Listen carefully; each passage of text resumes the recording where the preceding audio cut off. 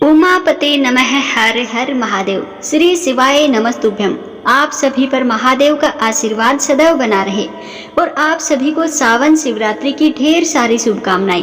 जब हिमगिरी की शीतल गुफाओं में काल की सीमाओं से परे एक गहन मौन छाया था, तब आदि योगी भगवान शिव ने देवी पार्वती को अमर कथा सुनाई, जिसे सुनने मात्र से मनुष्य मृत्यु के भय से मुक्त हो जाता है। यह कथा कोई साधारण कथा नहीं, बल्कि स्वयं महादेव के अधरों से निकली परम रहस्यमयी कथा है, जिसमें छिपा है सृष्टि का रहस्य, योग का मूल और मोक्ष का मार्ग। सावन शिवरात्रि के इस शुभ अवसर पर जब ब्रह्मांड में शिव तत्व गूंज रहा है, तब हर भक्त को यह अमर कथा अवश्य सुननी चाहिए, क्योंकि यही है वह ज्ञान जो कालजयी है, जो मुक्तिदाता है, जो स्वयं शिव है। तो चलिए एकाग्र मन से भगवान शिव और माता पार्वती के उस दिव्य संवाद में प्रवेश करते हैं, जहां हर शब्द मोक्ष का द्वार है और हर वाक्य आत्मा को शिवमय बना देता है।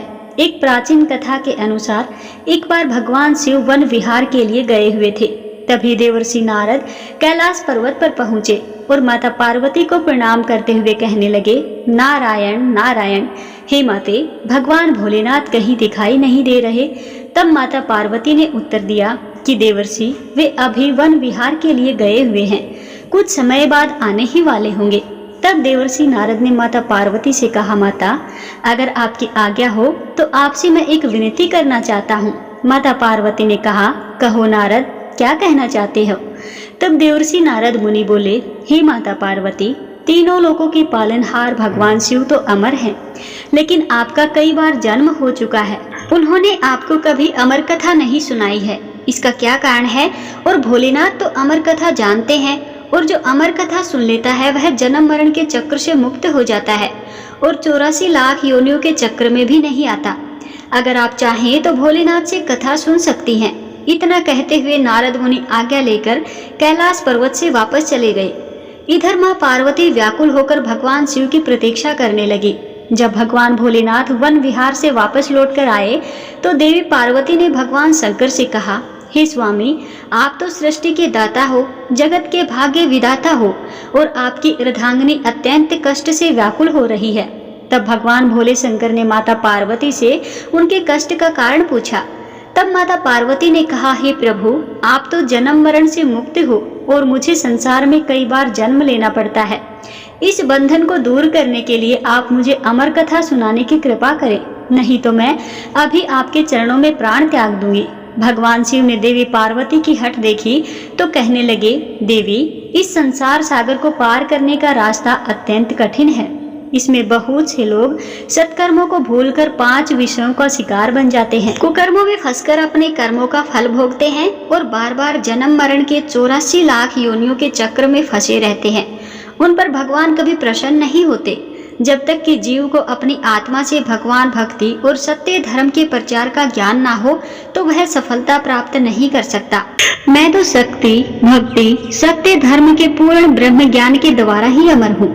जन्म मरण से मैं भी मुक्त हूँ। देवी, अगर आपके मन में यही आशा है तो फिर व्यास गुफा में बैठकर मैं तुम्हें अमर कथा अवश्य सुनाऊंगा। और फिर उसी समय भगवान शिव देवी पार्वती को लेकर व्यास गुफा में पहुंच गए। जब भगवान शिव ने गुफा में आसन लगाया तो उन्होंने अपनी शक्ति द्वारा कालाग्नि रुद्र नाम का एक गण प्रकट किया और उसे आज्ञा दी कि गुफा के आसपास एक ऐसी अग्नि प्रकट करो कि जिससे सभी जीवधारी यहाँ से दूर चले जाएं। भगवान शिव की ऐसी आज्ञा पाकर रुद्र ने ऐसा ही किया। जिस स्थान पर भगवान शिव का आसन था उसके पास में ही एक शुक्र अर्थात तोते का घोंसला था। उस घोंसले में एक अंडा पड़ा हुआ था। उस अंडे पर किसी की भी नजर नहीं पड़ी और ना ही रुद्र अग्नि उसे जला पाई, क्योंकि वह जीवधारी तो अभी उत्पन्न ही नहीं हुआ था। परंतु इसके अलावा सब जीवधारी या तो मृत्यु को प्राप्त हो गए या फिर वहां से दूर चले गए। इसके पश्चात भगवान शिव नेत्र बंद करके एकाग्रचित होकर के देवी पार्वती को अमर कथा सुनाने लगे। अमर कथा की शक्ति के द्वारा उस अंडे से एक जीव प्रकट हो गया और इधर अमर कथा सुनते सुनते देवी पार्वती को निद्रा आ गई। अब देवी पार्वती के स्थान पर वह शुक्र पक्षी अमर कथा सुनकर हुंकार भरने लगा। अमर कथा जब संपूर्ण हुई तब भगवान शिव ने नेत्र खोले और देवी पार्वती जी से पूछा, क्या आपने अब अमर कथा सुन ली? क्या अब भी आपके मन में कोई शंका है? तब देवी पार्वती ने हाथ जोड़कर क्षमा मांगते हुए कहा, भगवान शिव, हे प्रभु मुझे क्षमा कीजिए, मैंने अमर कथा पूरी नहीं सुनी। तब भोलेनाथ ने पूछा, तो फिर हुंकार कौन दे रहा था?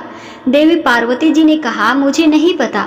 तब भगवान शिव ने इधर उधर देखा तो उन्हें शुकी पक्षी नजर आया, जो कि प्रभु को देखते ही उड़ गया। तब भगवान शिव उस पक्षी को मारने के लिए पीछे दौड़े। वह शुक पक्षी उड़ता उड़ता तीनों लोकों में गया, परंतु उसे कहीं भी जगह नहीं मिली। उस समय वेद व्यास जी की धर्म पत्नी अपनी कुटिया के आंगन में सिर के बालों को सुखाते हुए जमाई ले रही थी। तभी वह शुक पक्षी उनके मुख के द्वारा उनके उदर में प्रवेश कर गया। भोलेनाथ रूप बदलकर वहां पहुंचे और जाकर उन्होंने ऋषि की पत्नी से कहा, देवी लाओ हमारा पक्षी वापस करो। ऋषि पत्नी ने कहा, महाराज देख लो, हमारे पास तो कोई पक्षी नहीं है। तब भगवान शिव कहने लगे, वह पक्षी तो अभी अभी तुम्हारे पास आया है और अभी भी तुम्हारे पास है। सिर्फ अपना स्वरूप बदलने के लिए वह तुम्हारे गर्भ में आलोप हो गया है। जब ऋषि की पत्नी नहीं मानी तब भगवान शिव ने वेद व्यास जी से कहा कि आपकी पत्नी के मुख द्वारा हमारा पक्षी इनके पेट में चला गया है। आप अपनी पत्नी से पूछ लो, उसके पेट में हमारा पक्षी गया है कि नहीं। तब वेद व्यास जी ने अपनी पत्नी से पूछा कि तुम्हारे पेट में कोई पक्षी गया है क्या? व्यास मुनि की पत्नी कहने लगी, नहीं, मैंने तो किसी भी पक्षी को नहीं देखा, लेकिन प्रभु ऐसा अनुभव होता है कि जैसे कोई जीव मेरे पेट में है। व्यास मुनि ने प्रभु से प्रार्थना की, हे महाराज आपका वचन तो सत्य है, परंतु स्त्री के गर्भ से पक्षी भला कैसे निकल सकता है? इसका तो बस एक ही उपाय है कि इस स्त्री को मारकर उसके पेट से पक्षी को निकाल लिया जाए। भगवान शिव कहने लगे, इतनी सी बात के लिए भला इस स्त्री को मारने की क्या आवश्यकता है? इस नादान स्त्री पर तो हमें बहुत तरस आ रहा है। हमें तो उस शैतान पक्षी पर क्रोध आ रहा है जो अपना स्वरूप बदलने के लिए इस बेचारी स्त्री के गर्भ में आलोप हो गया। जब वह बाहर आएगा तब हम उसे मार देंगे। व्यास मुनि कहने लगे, हे महाराज इसका क्या उपाय है? आपकी जो इच्छा है वह आप कर सकते हैं। यह शब्द सुनकर शुक पक्षी शंकर के भय से माता के गर्भ से बाहर ही नहीं आया। अब त्रिलोक स्वामी भी वहीं बैठकर शुक पक्षी के बाहर आने की प्रतीक्षा करने लगे। जब भगवान शिव प्रतीक्षा कर रहे थे तब संसार के सभी कार्य रुक गए और इस प्रकार तीनों लोकों में हाहाकार मच गया। अब देवी देवता विचार विमर्श करने लगे कि भगवान शंकर को कैसे वापस लाया जाए। तब देवताओं से आज्ञा पाकर नारद जी व्यास मुनि के द्वार पर शंकर जी के पास पहुँचे और जाकर प्रणाम करके भगवान शंकर से कहने लगे, हे डमरूधारी, हे त्रिशूलधारी, हे तीनों लोकों के पालनहार, हे महाकालेश्वर, हे नीलकंठ, हे भोलेनाथ, आपका यहाँ कैसे आना हुआ? तब शंकर जी कहने लगे, नारद जी यह समस्या आपकी ही पैदा की हुई है और आप मुझसे ही पूछ रहे हैं। शुक पक्षी व्यास मुनि की पत्नी के गर्भ में आलोप हो गया है। जब वह बाहर आएगा तब मैं उसे मारकर ही वापस आऊंगा। देवर्षि नारद ने कहा, प्रभु आपका तो वचन है कि जो भी अमर कथा सुन लेता है वह अमर हो जाता है, वह जन्म मरण के चक्र से भी मुक्त हो जाता है। और यह शुक पक्षी भी तो आपने ही अमर कथा सुना करके अमर किया है, अब वह अमर हो चुका है। सो अब यह आपके भय से माता के गर्भ से बाहर भी नहीं आ रहा और बेचारी स्त्री को भी कष्ट दे रहा है। इसीलिए हे भोलेनाथ इस पक्षी को वरदान देने की कृपा करें, क्योंकि आपने अमर कथा सुनने वाले को अमर हो जाने का वरदान दिया है और यदि आप इस शुक पक्षी को मार देंगे तो आपकी अमर कथा भी झूठी हो जाएगी। तब भगवान शिव ने उस शुक को अमर हो जाने का वरदान दिया और वे वापस कैलाश पर्वत पर लौट गए। और फिर वही शुक व्यास जी के अयोनिज पुत्र बने। गर्भ में ही उन्होंने वेद, पुराणों और उपनिषदों का ज्ञान प्राप्त किया और वह अपनी माता के गर्भ में 12 वर्षों तक रहे। तब वेद व्यास जी ने दिव्य दृष्टि से उनसे पूछा कि अच्छा पुत्र, तुम बाहर क्यों नहीं आ रहे हो? तब वे बोले, मैं माया के प्रभाव में कहीं पड़ न जाऊं, इसीलिए मैं बाहर नहीं आना चाहता। जब तक स्वयं श्री कृष्ण आकर मुझे आश्वासन ना दें तब तक मैं गर्भ से बाहर नहीं आऊंगा। तब देवर्षि नारद जी वहां पधारे और उनके कहने पर भगवान श्री कृष्ण स्वयं आकर के उन्हें आश्वासन देते हैं कि तुम्हें जन्म लेने के बाद भी माया स्पर्श नहीं कर पाएगी। तब कहीं जाकर सुखदेव अपनी माता के गर्भ से बाहर आए और उन्होंने अपने माता पिता से भागवत का पूरा ज्ञान प्राप्त किया और वही सुखदेव मुनि के नाम से विख्यात हुए। अमर कथा की एक और कथा प्रचलित है जो कि भगवान शिव और अमरनाथ गुफा से जुड़ी हुई है। माना जाता है कि अमरनाथ गुफा में एक कबूतर का जोड़ा रहता है जो आज भी अजर अमर है। क्योंकि उस कबूतर के जोड़े ने भगवान शिव के मुख से अमृत कथा का रसपान किया था, जिसे एक समय देवी पार्वती के पूछने पर भगवान शिव ने उन्हें सुनाया था। तो आइए अब सुनते हैं भगवान शिव और देवी पार्वती के बीच संवाद की यह अमर कथा। अमरनाथ गुफा से जुड़ी एक पौराणिक मान्यता है कि भगवान शिव ने देवी पार्वती को इस गुफा में एक ऐसी कथा सुनाई थी जिसमें अमरनाथ की यात्रा और उसके मार्ग में आने वाले अनेक स्थलों का वर्णन था। यह कथा कालांतर में अमर कथा नाम से विख्यात हुई। कहा जाता है कि एक बार देवी पार्वती ने महादेव से पूछा कि प्रभु, ऐसा क्यों है कि आप अजर अमर हैं और आपकी गर्दन में पड़ी नरमुंड की माला का रहस्य क्या है।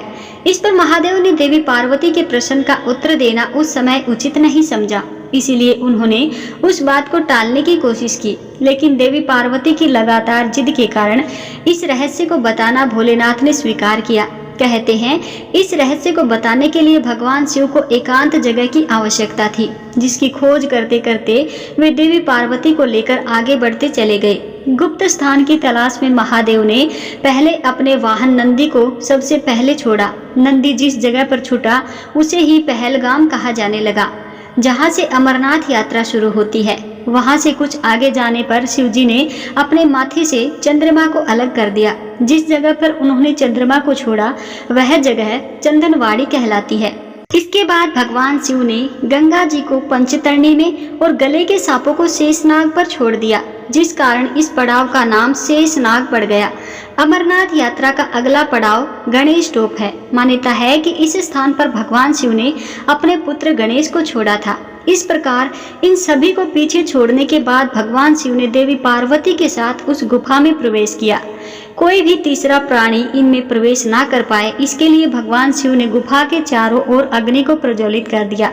इसके बाद महादेव ने जीवन के उस गढ़ रहस्यों की कथा शुरू कर दी। कहते हैं कथा सुनते सुनते देवी पार्वती को निद्रा आ गई। उस समय वो कथा वहाँ 2 सफेद कबूतर भी सुन रहे थे। जब कथा समाप्त हुई और भगवान शिव का ध्यान माता पार्वती पर गया तो उन्होंने देवी पार्वती को सोया हुआ पाया और महादेव की दृष्टि उन दोनों कबूतरों पर पड़ी। दरअसल वे दोनों कबूतर उससे पहले वहां पर उपस्थित एक घोंसले में पड़े हुए जो कि अंडे के रूप में थे। इसी बीच में अंडे फूटे, उनमें से 2 नन्हे नन्हे कबूतर निकल आए और उन्हीं कबूतरों ने भगवान शिव के द्वारा सुनाई गई कथा का श्रवण कर लिया था। और जब कथा के बीच में देवी पार्वती सो गई थी तब उनकी जगह वे दोनों कबूतर ही हुंकारा भर रहे थे। यह बात जानकर महादेव को उन पर बड़ा क्रोध आया। वे उन्हें मारने के लिए दौड़े। फिर वे दोनों कबूतर स्वयं ही महादेव के पास आकर बोले, हे महादेव, अगर आपने हमें मार दिया तो आपकी अमर कथा तो झूठी हो जाएगी, क्योंकि हमने तो आपकी अमर कथा सुन ली है। कहते हैं कि इस पर महादेव ने उन कबूतरों को वरदान दिया कि वह सदैव उसी स्थान पर भगवान शिव और देवी पार्वती के प्रतीक के रूप में रहेंगे। तभी से मान्यता है कि अमरनाथ गुफा में मौजूद कबूतरों का जोड़ा भगवान शिव और देवी पार्वती के प्रतीक के रूप में आज भी विद्यमान है। जब देवी पार्वती ने भगवान शिव की वह दिव्य कथा सुनी तो उन्होंने हाथ जोड़कर कहा, हे नाथ, यह केवल एक कथा नहीं बल्कि आपकी करुणा की अमर गाथा है। क्या यह यहीं समाप्त हो जाएगी? तब महादेव शांत भाव से मुस्कुराए और कहने लगे, हे देवी, यह कथा काल से परी है। यह उस हर हृदय की है जो सावन की शिवरात्रि पर सच्चे भाव से मेरा स्मरण करता है। जब कलयुग का अंधकार गहराएगा और लोग दिखावे की पूजा में उलझ जाएंगे, तब भी कुछ ऐसे होंगे जो प्रेम से ओम नमः शिवाय जपेंगे। उनके लिए यह कथा दीप बनकर उनके जीवन में अंधकार को हर लेगी। सावन की वह रात्रि जब जल, बेलपत्र और मन की शुद्धता से कोई मुझे पुकारेगा तो मैं स्वयं ही उनकी सुनूंगा, चाहे वह कोई भी हो। इस कथा को जो श्रद्धा से सुनेगा वह मेरे लोक की ओर अग्रसर होगा, पाप मुक्त होगा और जन्मों के बंधनों से मुक्त हो जाएगा। देवी, यह कथा अब मेरी नहीं, उन आत्माओं की है जो प्रेम, आस्था और विश्वास के साथ मुझे अपनाते हैं। इस अमर कथा का एक वचन बनकर शिव भक्तों को आशीर्वाद देती है कि अगर भक्ति सच्ची हो तो भगवान स्वयं निकट आ जाते हैं। तो यह थी आज की कथा। सभी प्रेम से बोलिए, भोले शंकर भगवान की जय, माता पार्वती की जय।